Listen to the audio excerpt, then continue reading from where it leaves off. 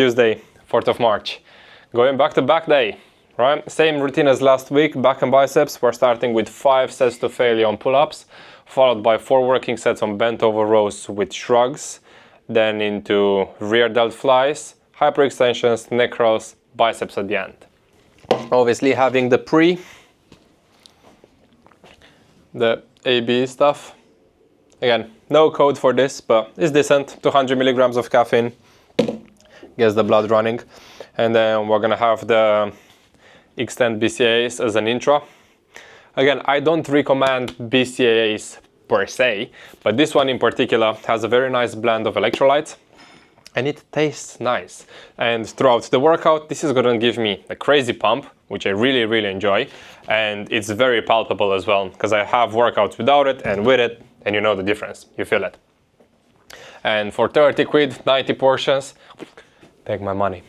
Okay, starting with lat pull downs. As usually, very lightweight for like 2 sets. Just mobilizing the scapula a tiny bit before pull-ups.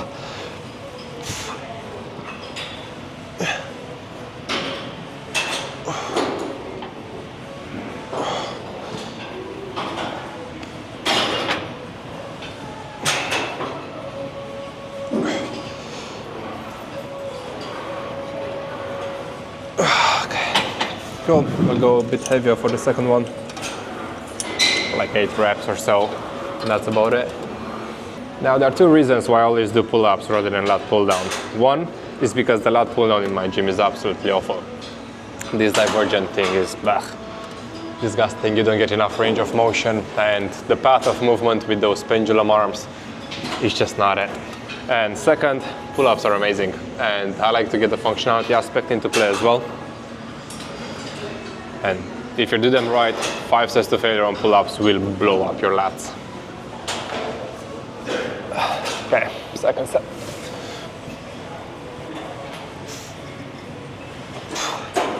So my pull-up stance is always going to be outside my shoulder width and thumbs always on top of the bar. If you get your thumbs on top, you're gonna have a way more engagement on your lats rather than your forearms taking over. And what I like to do is I start my sets with thumbs on top. Once I start fatiguing around, let's say maybe like rep 8, 9, I'll do the switch just to milk more reps afterwards. But until then, as a general rule of thumb for all back movements, thumbs have a hook grip, thumbs always on top. Sorry for this.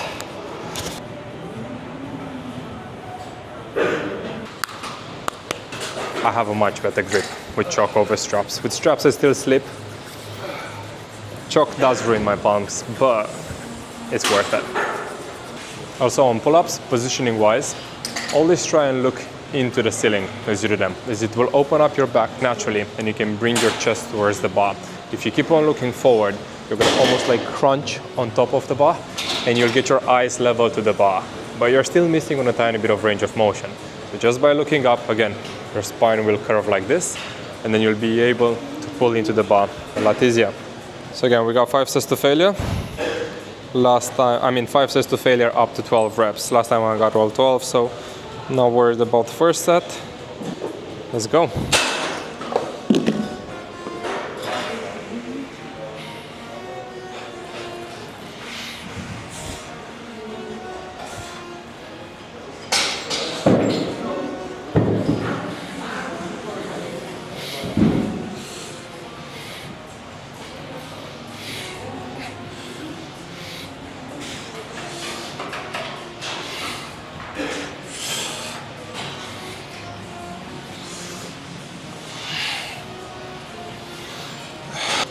Okay, nice and easy. 2 minutes, 4 more.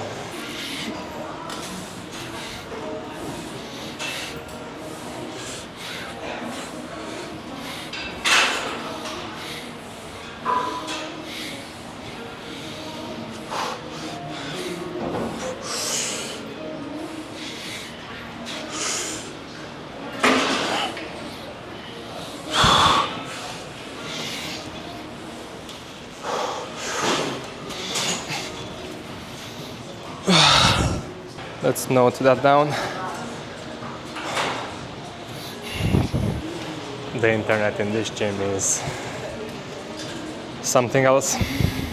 It's story time since I couldn't film yesterday. But yesterday I did a challenge for one of my clients who's Muslim and he's just started Ramadan. By the way, Ramadan Mubarak if he just started as well. So I promised him that I will fast with him for a day just so I can see what he's going through with the training included as well during this period. So I did fast. UK times was, I think my fast started at 5:05 in the morning, ended it at 5:45 evening. So roughly 12-13 hours. It wasn't that bad. It was annoying, but not painful. So manageable, really. So at least for this time in the year, UK time, if you're fasting, you can still train. I would only advise maybe not doing so much cardio or avoiding doing it first thing in the morning and keep it for later in the evening. So I felt like the thirst was the most annoying first few hours, after which the body kind of gets used to it and you can go with it. Right. Third set.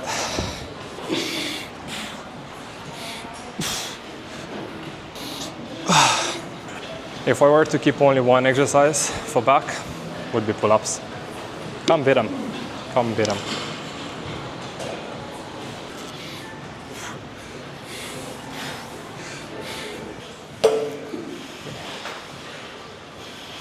Into rows and shrugs. We'll do one warm-up set. Again, for rows, I'm doing them quite aggressive. So stance is going to be hips with soft bend in the knee. You're going to push your hips back very much like a Romanian deadlift. And then you try and get your upper body parallel to the floor and you row from there. Like your bar should reach well under your knee level when you're going on the negative side. Otherwise, you're cutting the row short and not really doing a good job with it.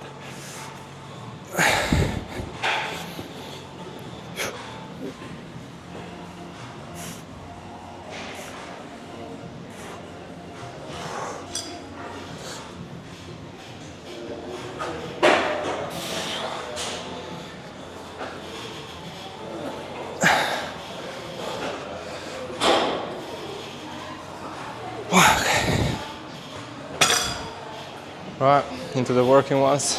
So for the working sets, we go for 8x8.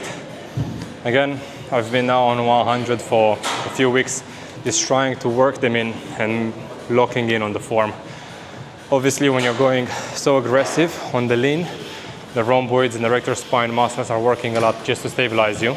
So usually towards the last two sets, last few reps on those, I start like kind of hyperextending, and again, we don't want that.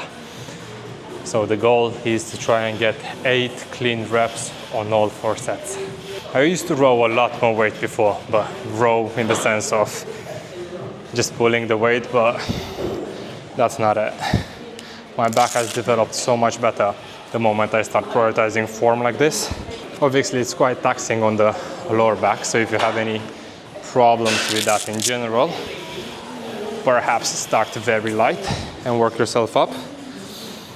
For reference, I used to do rows up until the bar would hit the knee level with 150 kgs. So I have to drop 33% to focus on form properly. So your performance will definitely tank the moment you prioritize this technique. Well, first set is always rusty, so we'll see how this goes.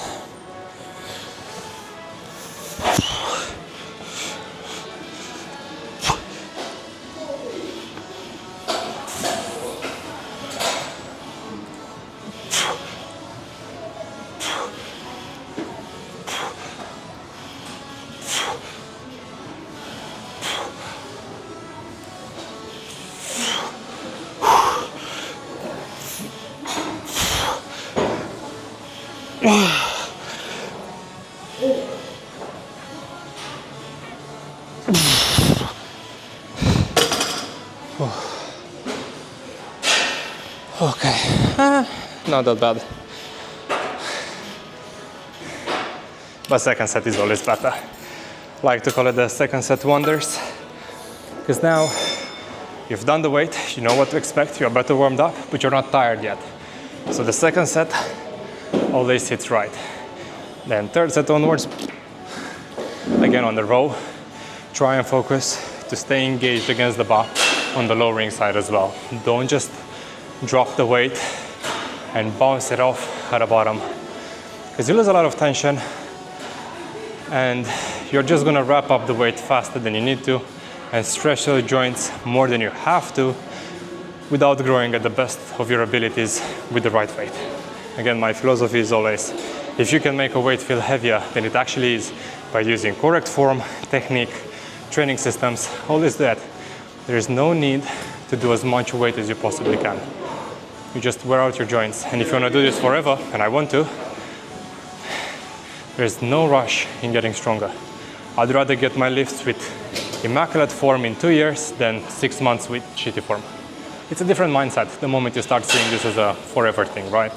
Rather than like, oh, let me get as strong as I can in 12 weeks, because that's when my program ends.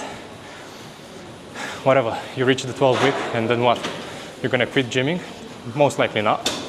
Or if you do, this was made for you in the beginning, so it's not worth it. So the moment you have the forever mentality with it, it's a lot easier to plan stuff and prioritize your exercise list and selection a lot better. Also, take care of your longevity. Because if my long-term plan is to do X amount of weight in the next 2 years, I'm gonna do everything in my ability to not get injured during those 2 years. And then that stops you from doing stupid shit, like training with the wrong form just for the sake of wrapping up the weight and like ego lifting and not recovering enough. Okay, well, second set wonders. As I said, this will probably be my best set out of the whole series today. On the road, try and squat into it a tiny bit as well. I'll explain in a second why, but have a look.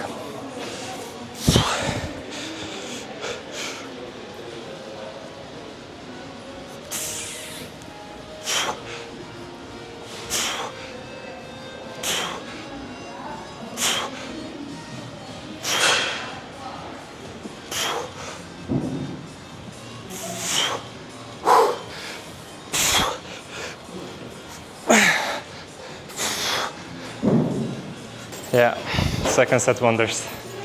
Always feels the best. So by squatting down a tiny bit and not just like hip hinging, you're pushing your butt slightly more back, and now the center of gravity falls in a better line for you to counterbalance the weight and maintain that parallel position a bit easier. If I'm only hinging just a tiny bit, it's going to be very easy for me to get pulled forward by the weight. But if I'm squatting back and my body looks like a zigzag, it makes it a lot easier to maintain proper form and not injure yourself. Also for shrugs, you'll probably notice that I'm tucking my chin in a tiny bit. It's more so I get my head out of the way, that I'm able to catch the trap contraction a lot nicer above. If I'm keeping my head high, it's kind of like shortening my range of motion. Personally, I find it a lot better. This is one of those tricks that I picked up on experience more than anything. So playing around and seeing what feels best. So give it a try and see. Now 2 more sets on those. First 2 felt a lot better than last week, I have to say. So we're getting somewhere. Again, for rear delt flies, I don't do them conventionally with both arms at the same time. I'm doing one arm and then I'm stepping away from the cable, so I'm putting the most amount of tension against the most stretch point of the rear delts. So you're gonna have the most amount of tension here, and then the more you fly, the more you lose that tension, so you don't have to go all the way into it. Then I'm using my other arm as a support.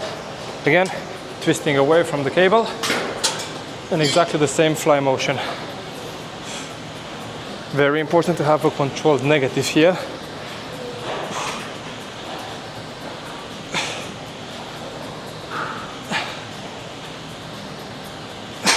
Okay, so for hyperextensions, I'm not gonna do a lot of weight, I'm just focusing on form. And then I only need 2 plates of 2.5 kgs, so just something you can use for the squeeze. You'll see that I'm breaking posture quite a lot at the bottom to make sure I'm getting the most amount of stretch. This will feel extremely nice, especially after the heavy parallel rows. And then with the plates, you'll basically come up and into a shoulder press. So your contraction will come from the very bottom of your erector spine and connect with your rhomboids very nicely in this exact setup. You almost like move the contraction upwards as you go with it. So let me show you. Oh, this needs to be set just under your hip level, so you have enough room to lean on top of it. So something like this. It's a bit lower than a conventional hyperextension for that matter. And grip-wise, holding them from the middle, and I'm breaking posture, going for the full stretch, into locking and pressing above. And that's what fires your rhomboids. Again, you're not gonna grow with this exercise per se, but it's just a nice stretch into mind-muscle connection at the end of the back section.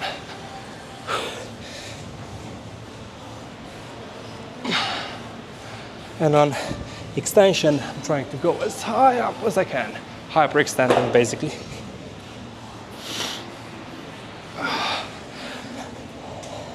Three sets of 12.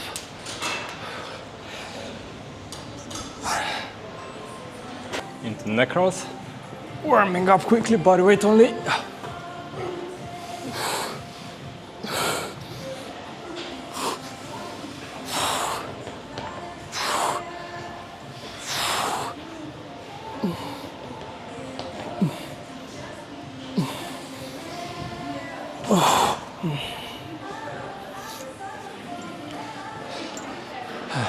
So when doing neck rolls with the weight, ideally you don't want to curl your head back and then curl it forward, so like tucking in your chin. You want to kind of attack it with your forehead, so pushing your forehead towards the ceiling. One, this way the weight is going to stay completely vertical on your forehead and the whole load goes through it, rather than you starting curling it with your arms. And two, you'll get a much better contraction on the neck actually. Using my ankle strap to keep it in the middle, so I have some sort of cushion for my forehead. There we go. Okay. And then when I'm holding the plate, I'm just pinching it from the bottom here.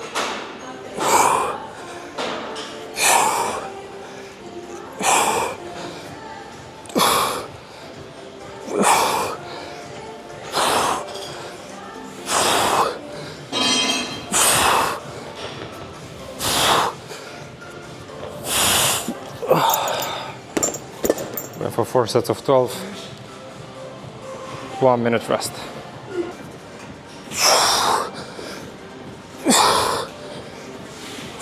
So we talked about proportions before, right? For Da Vinci's man, your neck needs to be as thick as your cuffs and as thick as your arms. That's the golden ratio. There's no chance. There's no chance. But hey, we'll die trying. Pre-chairs. I love this exercise, but always with the dumbbell, not with the bar. I find the bar, again, way too constrictive, and my elbows are just not made for it. I always get like an elbow pain when I do them with the bar. So dumbbells it is, you have a lot more freedom, and you also work unilaterally, meaning that you will do the same amount of effort with both arms. You can go proportional. If you have the option to train one limb at a time, do it. I know it's a bit more time costly, but it's worth it.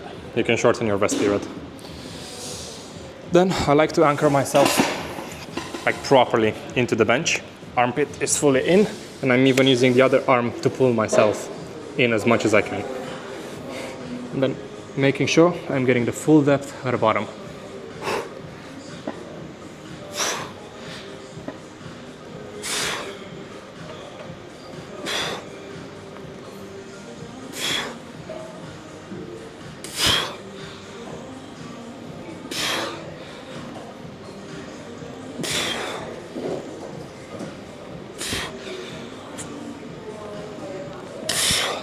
Come on.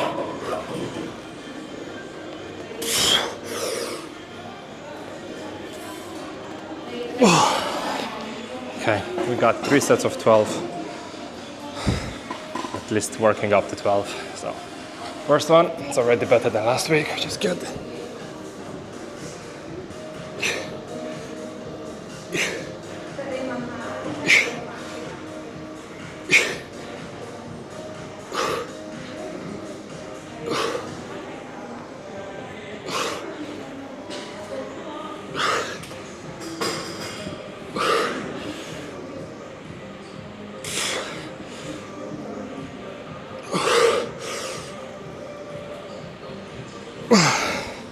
Okay, 1 down, 2 to go. Not bad. 1 minute rest. So at preachers you'll train the shorten position of the biceps. So every single time you have the shoulder in front of your body is the shorten. Every single time you put the shoulder behind your body is the lengthen position. Both have benefits. With the preacher you're going to get the most amount of tension at the bottom, and then as the arm curls higher and higher and higher, you're going to lose that tension. So that's why it's so important to maximize on the stretch. If you just like stop here, you can probably do 30 kilogram dumbbells. Realistically, no one should be able to do that on preacher curls. Maybe lead priest, but make sure you're getting the full stretch at the bottom. Yeah, because this is the hardest bit. This is where you grow. From up here, not that much. But if you do it the other way around, when the arm is behind you, this is usually the harder position to get into the moment you break to 90 degrees and higher, because it's just leverages, right? So if you do both in your workout, you're gonna milk the benefits out of both positions, which is what we do. So that's why we got preacher curls, first exercise, and then we're gonna have leaning against the wall curls, where you have the arms fully anchored in, and then you curl from that position. So you limit any momentum. Cool.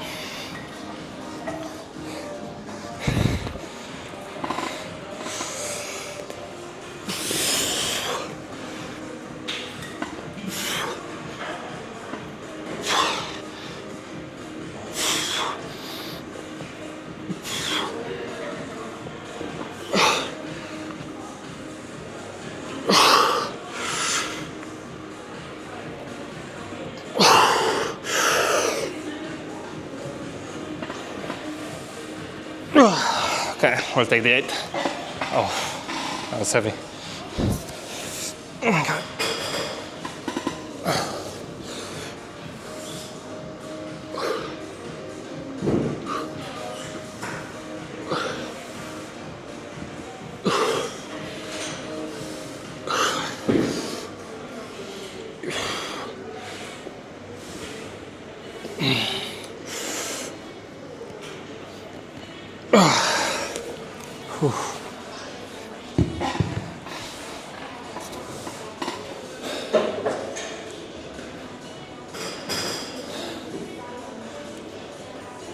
Okay, one more set. So I'm happy with 12-8. If I can get another 8 for the last one, I'll take it. Then we work on this weight until we get 12 on all of them, and up until we have 12 clean reps. So even if we get all the 12s, but it's a struggle, it's a fight, we're gonna have a few consolidation sessions, meaning that we're repeating the weight until it becomes easy enough for me to feel confident to move up to 22s. If I had 21 kilogram dumbbells, so like jumping from 1 kg to 1 kg, maybe I'll try it. But for biceps, jumping 2 kilograms, it's a lot. It's a lot. That would be 10% of the weight in this case. It's mad. It's mad. So I need to make sure I'm getting the 20 kilogram dumbbell one completely under control, which I reckon would probably take me another 3 months, 4 months, as long as I don't get injured and skip any workouts. Cool.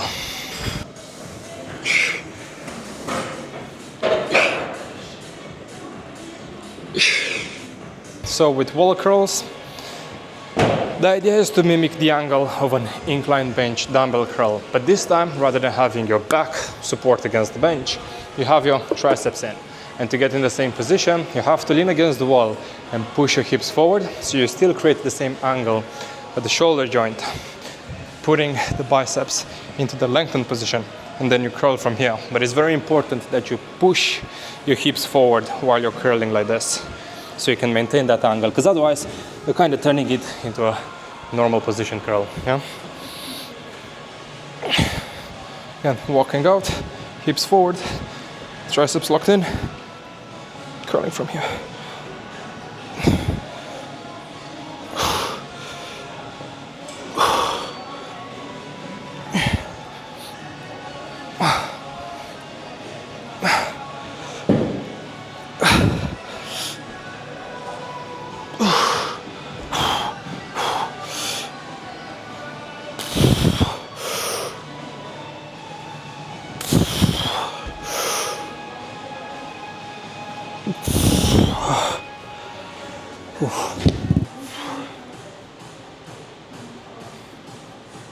See, so when Dr. Mike says that hammers are not important, I personally quite like how the brachialis looks.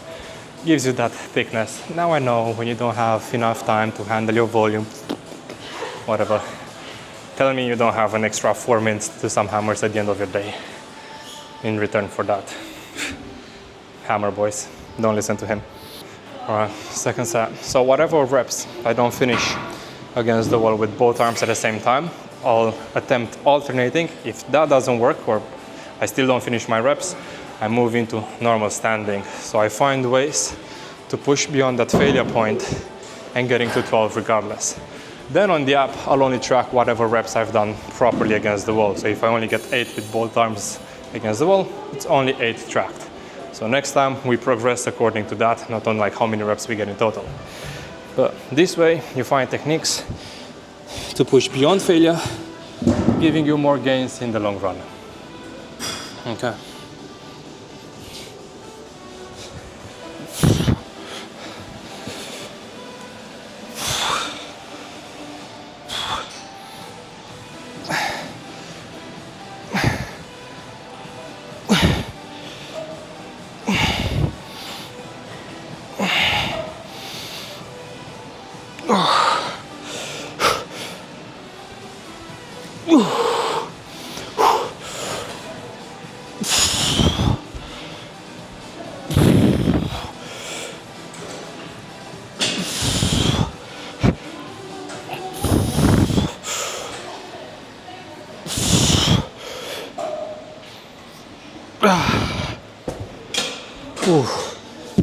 Okay, so 9 reps on the app.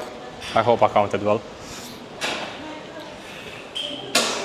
Yeah, last one is definitely gonna be a step forward into normal curls.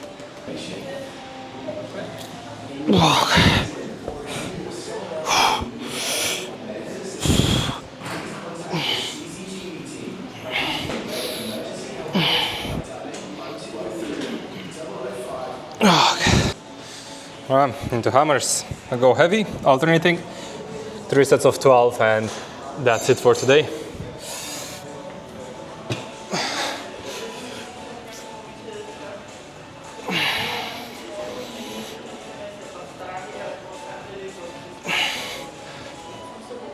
All done for today. Great session, great session. Destroyed the reps from last week. I mean, destroyed, but 1 or 2 extra. Again, compounds, but I've slept well, ate well, ready for business. Really good. Tomorrow is legs. Unsure if I'll film that, but on Thursday I got shoulders and chest, and I definitely need to show you that routine. So that will definitely get filmed and posted this week. So you'll probably see this video tonight or maybe tomorrow morning. But yeah, I'll see you soon. Let's finish this with a flex. As you well know, not too bad for a natty.